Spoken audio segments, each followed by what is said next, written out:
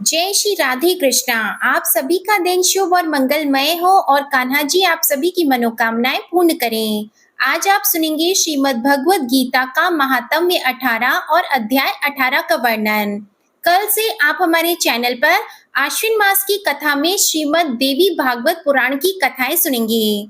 उम्मीद है आप इन कथाओं को भी अपना प्यार अवश्य देंगे। श्री पार्वती जी महादेव जी से कहती हैं, भगवान आपने 17वें अध्याय का महात्म्य बताया, अब 18वें अध्याय के महात्म्य का वर्णन कीजिए। श्री महादेव जी कहते हैं, गिरिन नंदिनी चिन्मय आनंद की धारा बहाने वाले 18वें अध्याय के पावन महात्म्य को जो वेद से भी उत्तम है उसे श्रवण करो। यह संपूर्ण शास्त्रों का सर्वस्व कानों में पड़ा हुआ रसायन के समान तथा संसार के यातना जाल को छिन्न भिन्न करने वाला है। सिद्ध पुरुषों के लिए यह परम रहस्य की वस्तु है। इसमें अविद्या का नाश करने की पूर्ण क्षमता है। यह भगवान विष्णु की चेतना तथा सर्वश्रेष्ठ परम पद है। इतना ही नहीं, यह विवेकमयी लता का मूल,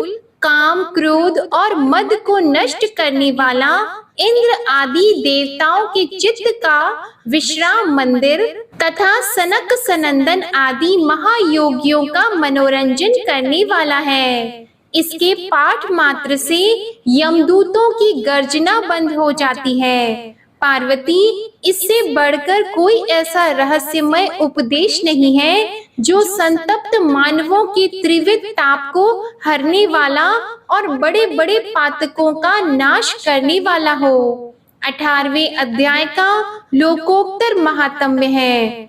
इसके संबंध में जो पवित्र उपाख्यान है उसे भक्ति पूर्वक सुनो। उसके श्रवण मात्र से जीव समस्त पापों से मुक्त हो जाता है। मेरुगिरी के शिखर पर अमरावती नाम वाली एक रमणीय पुरी है। उसे पूर्व काल में विश्वकर्मा ने बनाया था। उस पुरी में देवताओं द्वारा सेवित इंद्र शची के साथ निवास करते थे। एक दिन वे सुख पूर्वक बैठे हुए थे। इतने ही में उन्होंने देखा कि भगवान विष्णु के दूतों से सेवित एक अन्य पुरुष वहां आ रहा है। इंद्र उस नवागत पुरुष के तेज से तिरस्कृत होकर तुरंत ही अपने मणिमय सिंहासन से मंडप में गिर पड़े। तब इंद्र के सेवकों ने देवलोक के साम्राज्य का मुकुट इस नूतन इंद्र के मस्तक पर रख दिया। फिर तो दिव्य गीत गाती हुई देवांगनाओं के साथ सब देवता उनकी आरती उतारने लगे। ऋषियों ने वेद मंत्रों का उच्चारण करके उन्हें अनेक आशीर्वाद दिए। गंधर्वों का ललित स्वर में मंगलमय गान होने लगा। इस प्रकार इस नवीन इंद्र को 100 यज्ञों का अनुष्ठान किए बिना ही नाना प्रकार के उत्सवों से सेवित देखकर पुराने इंद्र को बड़ा विस्मय हुआ। वे सोचने लगे, इसने तो मार्ग में न कभी पौंसले बनवाए हैं, न पोखरे खुदवाए हैं और न पथिकों को विश्राम देने वाले बड़े बड़े वृक्ष लगवाए हैं। अकाल पड़ने पर अन्नदान के द्वारा इसने प्राणियों का सत्कार भी नहीं किया है। इसके द्वारा तीर्थों में सत्र और गांवों में यज्ञ का अनुष्ठान भी नहीं हुआ है। फिर इसने यहाँ भाग्य की दी हुई ये सारी वस्तुएं कैसे प्राप्त की है? इस चिंता से व्याकुल होकर इंद्र भगवान विष्णु से पूछने के लिए प्रेम पूर्वक क्षीर सागर के तट पर गए और वहां अकस्मात अपने साम्राज्य से भ्रष्ट होने का दुख निवेदन करते हुए बोले, लक्ष्मीकांत, मैंने पूर्व काल में आपकी प्रसन्नता के लिए 100 यज्ञों का अनुष्ठान किया था। उसी के पुण्य से मुझे इंद्र पद की प्राप्ति हुई थी। किंतु इस समय स्वर्ग में कोई दूसरा ही इंद्र अधिकार जमाए बैठा है। उसने तो न कभी धर्म का अनुष्ठान किया है और न यज्ञों का। फिर उसने मेरे दिव्य सिंहासन पर कैसे अधिकार जमाया है? श्री भगवान बोले, इंद्र, वह गीता के 18वें अध्याय में से 5 श्लोकों का प्रतिदिन पाठ करता है, उसी के पुण्य से उसने तुम्हारे उत्तम साम्राज्य को प्राप्त कर लिया है। गीता के 18वें अध्याय का पाठ सब पुण्यों का शिरोमणि है। उसी का आश्रय लेकर तुम भी अपने पद पर स्थिर हो सकते हो। भगवान विष्णु के ये वचन सुनकर और उस उत्तम उपाय को जानकर इंद्र ब्राह्मण का वेश बनाए गोदावरी के तट पर गए। वहां उन्होंने कालिका ग्राम नामक उत्तम और पवित्र नगर देखा, जहां काल का भी मर्दन करने वाले भगवान कालेश्वर विराजमान हैं। वहीं गोदावरी तट पर एक परम धर्मात्मा ब्राह्मण बैठे थे, जो बड़े ही दयालु और वेदों के पारंगत विद्वान थे। वे अपने मन को वश में करके प्रतिदिन गीता के 18वें अध्याय का स्वाध्याय किया करते थे। उन्हें देखकर इंद्र ने बड़ी प्रसन्नता के साथ उनके दोनों चरणों में मस्तक झुकाया और उन्हीं से 18वें अध्याय को पढ़ा। फिर उसी के पुण्य से उन्होंने श्री विष्णु का सायुज्य प्राप्त कर लिया। इंद्र आदि देवताओं का पद बहुत ही छोटा है, यह जानकर वे परम हर्ष के साथ उत्तम वैकुंठ धाम को गए। अतः यह अध्याय मुनियों के लिए श्रेष्ठ परम तत्व है। पार्वती 18वें अध्याय के इस दिव्य महात्म्य का वर्णन समाप्त हुआ। इसके श्रवण मात्र से मनुष्य सब पापों से छुटकारा पा जाता है। इस प्रकार संपूर्ण गीता का पाप नाशक महात्म्य बताया गया है। हे महाभागे, जो पुरुष श्रद्धा युक्त होकर इसका श्रवण करता है, वह समस्त यज्ञों का फल पाकर अंत में भगवान श्री विष्णु का सायुज्य प्राप्त कर लेता है। इति श्री श्रीमद् भगवद गीता सार महात्म्य 18 समाप्त। श्रीमद् भगवद गीता सार अध्याय 18 प्रारंभ। अर्जुन श्री कृष्ण भगवान से बोले, हे वासुदेव, मैं संन्यास और त्याग के तत्व को पृथक पृथक जानना चाहता हूँ। इस प्रकार अर्जुन के पूछने पर श्री कृष्ण भगवान बोले, हे अर्जुन, कितने ही पंडित जन तो काम्य कर्मों के त्याग को संन्यास जानते हैं और कितने ही विचार कुशल पुरुष सब कर्मों के फल के त्याग को त्याग कहते हैं, तथा कई एक विद्वान ऐसे कहते हैं कि कर्म सभी दोष युक्त हैं, इसलिए त्यागने के योग्य है। और दूसरे विद्वान ऐसे कहते हैं कि यज्ञ, दान और तप रूप कर्म त्याग से योग्य नहीं है। परंतु हे अर्जुन, उस त्याग के विषय में तू मेरे निश्चय को सुन। हे पुरुष श्रेष्ठ, वह त्याग सात्विक, राजस और तामस ऐसे तीनों प्रकार का ही कहा गया है, तथा यज्ञ, दान और तप रूप कर्म त्यागने के योग्य नहीं है, किंतु वह निसंदेह करना कर्तव्य है, क्योंकि यज्ञ, दान और तप ये तीनों ही बुद्धिमान पुरुषों को पवित्र करने वाला है। इसलिए हे पार्थ, यह यज्ञ, दान और तप रूप कर्म तथा और भी संपूर्ण श्रेष्ठ कर्म आसक्ति को और फलों को त्याग कर अवश्य करने चाहिए। ऐसा मेरा निश्चय किया हुआ उत्तम मत है। और हे अर्जुन, नियत कर्म का त्याग करना योग्य नहीं है, इसलिए मोह से उसका त्याग करना तामस त्याग कहा गया है। यदि कोई मनुष्य जो कुछ कर्म है वह सब ही दुख रूप है, ऐसे समझकर शारीरिक क्लेश के भय से कर्मों का त्याग कर दे, तो वह पुरुष उस राजस त्याग को करके भी त्याग के फल को प्राप्त नहीं होता है, अर्थात उसका वह त्याग करना व्यर्थ ही होता है। हे अर्जुन, करना कर्तव्य है, ऐसे समझकर ही जो शास्त्र विधि से नियत किया हुआ कर्तव्य कर्म आसक्ति को और फल को त्याग कर किया जाता है, वह ही सात्विक त्याग माना जाता है। अर्थात कर्तव्य कर्मों को स्वरूप से न त्याग कर उनमें जो आसक्ति और फल का त्यागना है, वही सात्विक त्याग माना गया है। हे अर्जुन, जो पुरुष अकल्याणकारक कर्म से तो द्वेष नहीं करता है और कल्याणकारक कर्म में आसक्त नहीं होता है, वह शुद्ध सत्व गुण से युक्त हुआ पुरुष संशय रहित, ज्ञानवान और त्यागी है, क्योंकि देहधारी पुरुष के द्वारा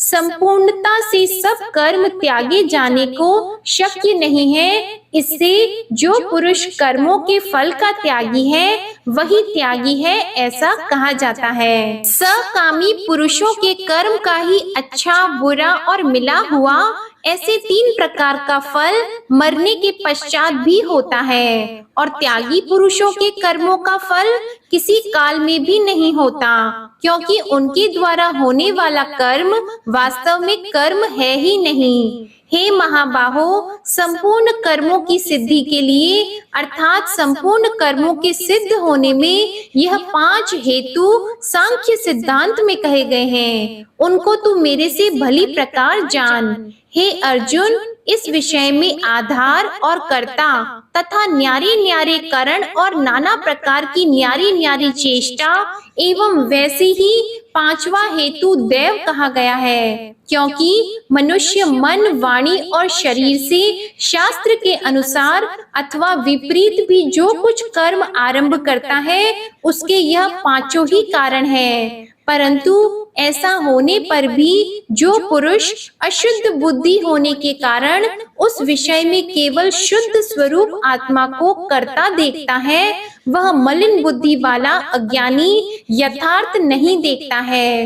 हे अर्जुन, जिस पुरुष के अंतःकरण में मैं करता हूँ ऐसा भाव नहीं है तथा जिसकी बुद्धि सांसारिक पदार्थों में और संपूर्ण कर्मों में लिपायमान नहीं होती, वह पुरुष इन सब लोगों को मार कर भी वास्तव में न तो मरता है और न ही पाप से बंधता है। हे भारत, ज्ञाता, ज्ञान और ज्ञेय यह तीनों तो कर्म के प्रेरक हैं, अर्थात इन तीनों के संयोग से तो कर्म में प्रवृत्त होने की इच्छा उत्पन्न होती है, और कर्ता, करण और क्रिया यह तीनों कर्म के संग्रह हैं, अर्थात इन तीनों के संयोग से कर्म बनता है। उन सब में ज्ञान और कर्म तथा कर्ता भी गुणों के भेद से सांख्य शास्त्रों में 3-3 प्रकार से कहे गए हैं, उनको भी तू मेरे से भली प्रकार सुन। हे अर्जुन, जिस ज्ञान से मनुष्य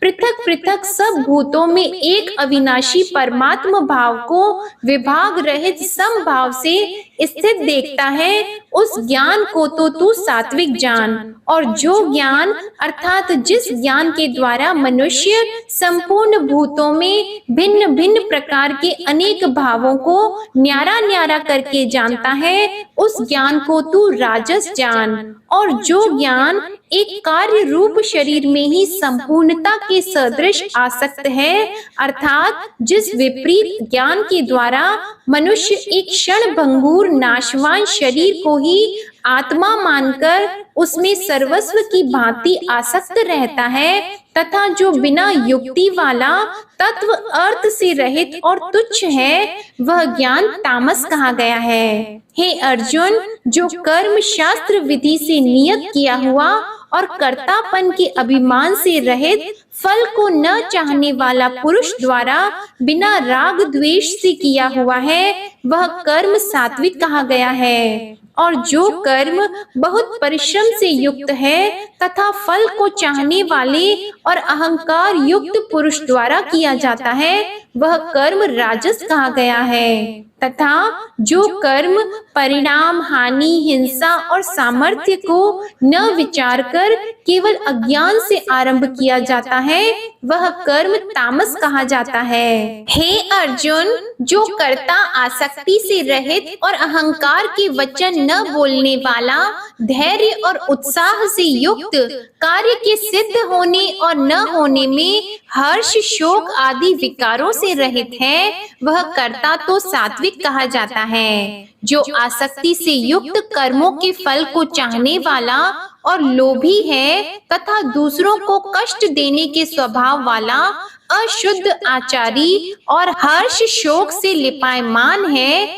वह कर्ता राजस कहा गया है। जो विक्षेप युक्त चित्त वाला, शिक्षा से रहित, घमंडी, धूर्त और दूसरे की आजीविका का नाशक एवं शोक करने के स्वभाव वाला, आलसी और दीर्घ सूत्री है, वह कर्ता तामस कहा जाता है। हे अर्जुन, तू बुद्धि का और धारण शक्ति का भी गुणों के कारण 3 प्रकार का भेद संपूर्णता से विभाग पूर्वक मेरे से कहा हुआ सुन। हे पार्थ, प्रवृत्ति मार्ग और निवृत्ति मार्ग को तथा कर्तव्य और अकर्तव्य को एवं भय और अभय को तथा बंधन और मोक्ष को जो जिस बुद्धि तत्व से जानती है, वह बुद्धि तो सात्विकी है।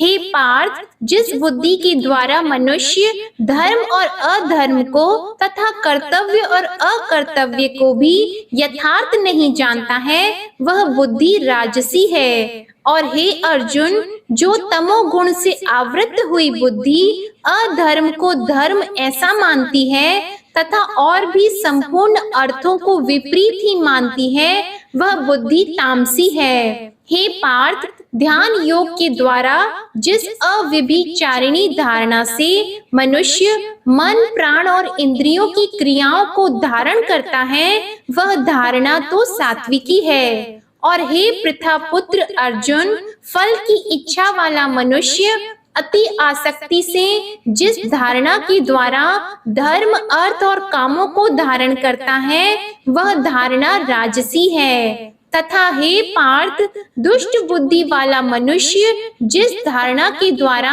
निद्रा, भय, चिंता और दुख को एवं उन्मत्तता को भी नहीं छोड़ता है, अर्थात धारण किए रहता है, वह धारणा तामसी है। हे अर्जुन, अब सुख भी तू 3 प्रकार का मेरे से सुन।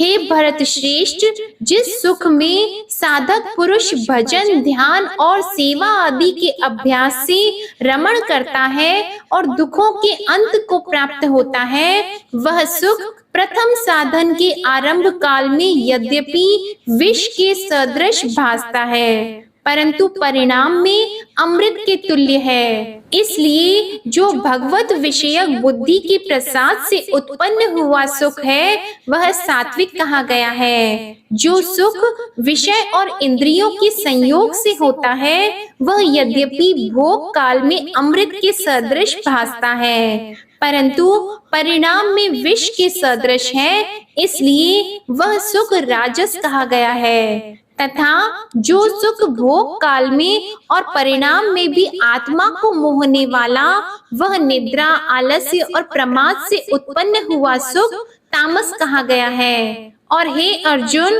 पृथ्वी में या स्वर्ग में अथवा देवताओं में ऐसा वह कोई भी प्राणी नहीं है कि जो इन प्रकृति से उत्पन्न हुए तीनों गुणों से रहित हो, क्योंकि यावन मात्र सर्व जगत त्रिगुणमयी माया का ही विकार है। इसलिए हे परंतप, ब्राह्मण, क्षत्रिय और वैश्यों के तथा शूद्रों के भी कर्म स्वभाव से उत्पन्न हुए गुणों से विभक्त किए गए हैं, अर्थात पूर्वकृत कर्मों के संस्कार रूप स्वभाव से उत्पन्न हुए गुणों के अनुसार विभक्त किए गए हैं। उनमें अंतःकरण का निग्रह, इंद्रियों का दमन, बाहर भीतर की शुद्धि, धर्म के लिए कष्ट सहन करना और क्षमा भाव एवं मन, इंद्रियां और शरीर की सरलता, आस्तिक बुद्धि, शास्त्र विषयक ज्ञान और परमात्मा तत्व का अनुभव भी, यह तो ब्राह्मण के स्वाभाविक कर्म है।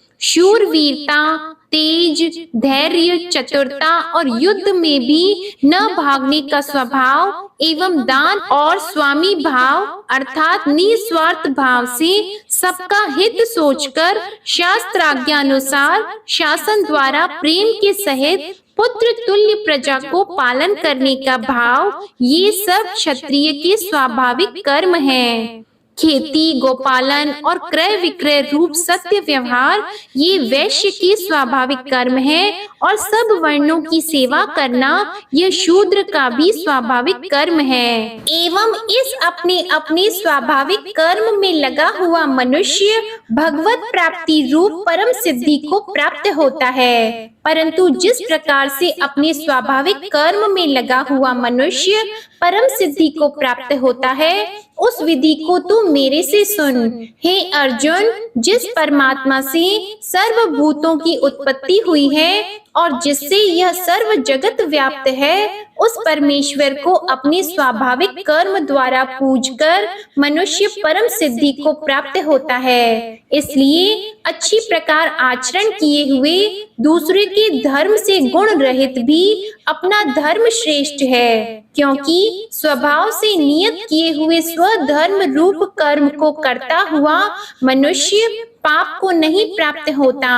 अतएव हे कुंती पुत्र, दोष युक्त भी स्वाभाविक कर्म को नहीं त्यागना चाहिए, क्योंकि धुएं से अग्नि के सदृश सब ही कर्म किसी न किसी दोष से आवृत हैं। हे अर्जुन, सर्वत्र आसक्ति रहित बुद्धि वाला, स्पृहा रहित और जीते हुए अंतःकरण वाला पुरुष सांख्य योग के द्वारा भी परम नैष्कर्म्य सिद्धि को प्राप्त होता है, अर्थात क्रिया रहित शुद्ध सच्चिदानंद घन परमात्मा की प्राप्ति रूप परम सिद्धि को प्राप्त होता है। इसलिए हे कुंती पुत्र, अंतःकरण की शुद्धि रूप सिद्धि को प्राप्त हुआ पुरुष जैसे सांख्य योग के द्वारा सच्चिदानंद घन ब्रह्मा रूप को प्राप्त होता है, तथा जो तत्व ज्ञान की परानिष्ठा है उसको भी तू मेरे से संक्षेप से जान। हे अर्जुन, विशुद्ध बुद्धि से युक्त, एकांत और शुद्ध देश का सेवन करने वाला तथा मिताहारी, जीते हुए मन, वाणी और शरीर वाला और दृढ़ वैराग्य को भली प्रकार प्राप्त हुआ पुरुष निरंतर ध्यान योग के परायण हुआ, सात्विक धारणा से अंतःकरण को वश में करके तथा शब्द आदिक विषयों को त्याग कर और राग द्वेषों को नष्ट करके तथा अहंकार, बल, घमंड, काम, क्रोध और संग्रह को त्याग कर ममता रहित और शांत अंतःकरण हुआ, सच्चिदानंद घन ब्रह्मा को एक ही भाव में होने के लिए योग्य होता है। फिर वह सच्चिदानंद घन ब्रह्मा में एक ही भाव से स्थित हुआ प्रसन्न चित्त वाला पुरुष न तो किसी वस्तु के लिए शोक करता है और न किसी की आकांक्षा करता है, एवं सब भूतों में समभाव हुआ मेरी पराभक्ति को प्राप्त होता है। उस पराभक्ति के द्वारा मेरे को तत्व से भली प्रकार जानता है कि मैं जो और जिस प्रभाव वाला हूँ, तथा उस भक्ति से मेरे को तत्व से जानकर तत्काल ही मेरे में प्रवेश हो जाता है, अर्थात अनन्य भाव से मेरे को प्राप्त हो जाता है। फिर उसकी दृष्टि में मुझ वासुदेव के सिवा और कुछ भी नहीं रहता। मेरे परायण हुआ निष्काम कर्म योगी तो संपूर्ण कर्मों को सदा करता हुआ भी मेरी कृपा से सनातन अविनाशी परम पद को प्राप्त होता है। इसलिए हे अर्जुन, तू सब कर्मों को मन से मेरे में अर्पण करके मेरे परायण हुआ समत्व बुद्धि रूप निष्काम कर्म योग का अवलंबन करके निरंतर मेरे में चित्त वाला हो। इस प्रकार तू मेरे में निरंतर मन वाला हुआ मेरी कृपा से जन्म मृत्यु आदि सब संकटों को अनायास ही तर जाएगा, और यदि अहंकार के कारण मेरे वचनों को नहीं सुनेगा तो नष्ट हो जाएगा, अर्थात परमार्थ से भ्रष्ट हो जाएगा। जो तू अहंकार को अवलंबन करके ऐसा मानता है कि मैं युद्ध नहीं करूंगा, तो यह तेरा निश्चय मिथ्या है, क्योंकि क्षत्रियपन का स्वभाव तेरे को जबरदस्ती युद्ध में लगा देगा।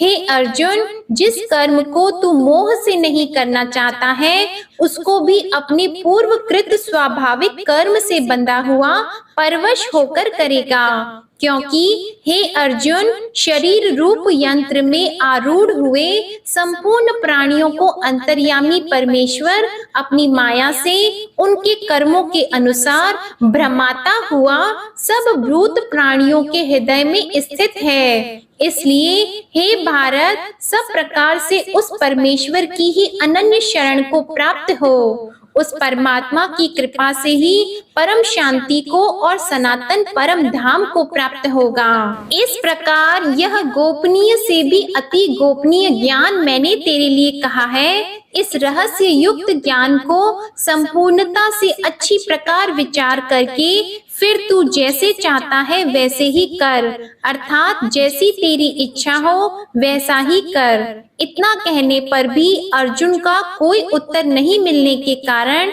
श्री कृष्ण भगवान फिर बोले कि हे अर्जुन, संपूर्ण गोपनीयों से भी अति गोपनीय मेरे परम रहस्य युक्त वचन को तू फिर भी सुन, क्योंकि तू मेरा अतिशय प्रिय है। इससे यह परम हितकारक वचन मैं तेरे लिए कहूँगा। हे अर्जुन, तू केवल मुझ सच्चिदानंद घन वासुदेव परमात्मा में ही अनन्य प्रेम से नित्य निरंतर अचल मन वाला हो और मुझ परमेश्वर को ही अतिशय श्रद्धा भक्ति सहित निष्काम भाव से नाम गुण और प्रभाव के श्रवण कीर्तन मनन और पठन पाठन द्वारा निरंतर भजने वाला हो, तथा मेरा शंख चक्र गदा पद्मा और किरीट कुंडल आदि भूषणों से युक्त पीतांबर वनमाला और कौस्तुभ मणिधारी विष्णु का मन वाणी और शरीर के द्वारा सर्वस्व अर्पण करके अतिशय श्रद्धा भक्ति और प्रेम से विठलता पूर्वक पूजन करने वाला हो और मुझ सर्वशक्तिमान विभूति बल ऐश्वर्य माधुर्य गंभीरता उदारता वात्सल्य और सुहृदयता आदि गुणों से संपन्न सबके आश्रय रूप वासुदेव को विनय भाव पूर्वक भक्ति सहित साष्टांग दंडवत प्रणाम कर। ऐसा करने से तू मेरे को ही प्राप्त होगा, यह मैं तेरे लिए सत्य प्रतिज्ञा करता हूँ, क्योंकि तू मेरा अत्यंत प्रिय सखा है। इसलिए सर्व धर्मों को अर्थात संपूर्ण कर्मों के आश्रय को त्याग कर केवल मुझ एक सच्चिदानंद घन वासुदेव परमात्मा की ही अनन्य शरण को प्राप्त हो। मैं तेरे को संपूर्ण पापों से मुक्त कर दूंगा, तू शोक मत कर। हे अर्जुन, इस प्रकार तेरे हित के लिए कहे हुए इस गीता रूप परम रहस्य को किसी काल में भी न तो तप रहित मनुष्य के प्रति कहना चाहिए और न भक्ति रहित के प्रति, तथा न बिना सुनने की इच्छा वाले के ही प्रति कहना चाहिए, एवं जो मेरी निंदा करता है उसके प्रति भी नहीं कहना चाहिए। परंतु जिनमें यह सब दोष नहीं हो ऐसे भक्तों के प्रति प्रेम पूर्वक उत्साह के सहित कहना चाहिए, क्योंकि जो पुरुष मेरे में परम प्रेम करके इस परम रहस्य युक्त गीता शास्त्र को मेरे भक्तों में कहेगा, अर्थात निष्काम भाव से प्रेम पूर्वक मेरे भक्तों को पढ़ाएगा या सुनाएगा या अर्थ की व्याख्या द्वारा इसका प्रचार करेगा, वह निस्संदेह मेरे को ही प्राप्त होगा और न तो उससे बढ़कर मेरा अतिशय प्रिय कार्य करने वाला मनुष्यों में कोई है और न उससे बढ़कर मेरा अत्यंत प्यारा पृथ्वी में दूसरा कोई होगा। तथा हे अर्जुन, जो पुरुष इस धर्ममय हम दोनों की संवाद रूप गीता शास्त्र को पढ़ेगा अर्थात नित्य पाठ करेगा, उसके द्वारा मैं ज्ञान यज्ञ से पूजित हो जाऊंगा, ऐसा मेरा मत है। जो पुरुष श्रद्धा युक्त और दोष दृष्टि से रहित हुआ इस गीता शास्त्र का श्रवण मात्र भी करेगा, वह भी पापों से मुक्त हुआ उत्तम कर्म करने वालों के श्रेष्ठ लोकों को प्राप्त होगा। इस प्रकार गीता का महात्म्य कहकर भगवान श्री कृष्ण चंद्र आनंद कंद ने अर्जुन से पूछा, हे पार्थ, क्या यह मेरा वचन तूने एकाग्र चित्त से श्रवण किया? और हे धनंजय, क्या तेरा अज्ञान से उत्पन्न हुआ मोह नष्ट हुआ? इस प्रकार भगवान के पूछने पर अर्जुन बोले, हे अच्युत, आपकी कृपा से मेरा मोह नष्ट हो गया है और मुझे स्मृति प्राप्त हुई है, इसलिए मैं संशय रहित हुआ स्थित हूँ और आपकी आज्ञा का पालन करूँगा। इसके उपरांत संजय बोले, हे राजन, इस प्रकार मैंने श्री वासुदेव के और महात्मा अर्जुन के इस अद्भुत रहस्य युक्त और रोमांचकारक संवाद को सुनाया है। श्री व्यास जी की कृपा से दिव्य दृष्टि द्वारा मैंने इस परम रहस्य युक्त गोपनीय योग को साक्षात कहते हुए स्वयं योगेश्वर श्री कृष्ण भगवान से सुना है। इसलिए हे राजन, श्री कृष्ण भगवान और अर्जुन के इस रहस्य युक्त कल्याणकारक और अद्भुत संवाद को पुनः पुनः स्मरण करके मैं बारंबार हर्षित होता हूँ तथा हे राजन, श्री हरि के उस अति अद्भुत रूप को भी पुनः पुनः स्मरण करके मेरे चित्त में महान आश्चर्य होता है और मैं बारंबार हर्षित होता हूँ। हे राजन, विशेष क्या कहूँ, जहाँ योगेश्वर श्री कृष्ण भगवान है और जहाँ गांडीव धनुषधारी अर्जुन है, वहीं पर श्री विजय विभूति और अचल नीति है, ऐसा मेरा मत है। जय श्री कृष्णा। श्रीमद् भगवद गीता के संपूर्ण 18 अध्याय समाप्त हुए। कल से आप हमारे चैनल पर देवी भागवत पुराण की कथाएं सुनेंगे। आज की वीडियो पसंद आई हो तो इसे लाइक करके चैनल को जरूर सब्सक्राइब कर लीजिएगा। इसी के साथ आज आप हमारे चैनल पर आश्विन अमावस्या यानी पितृ अमावस्या की व्रत कथा भी जरूर सुनिएगा। जय श्री राधे कृष्णा।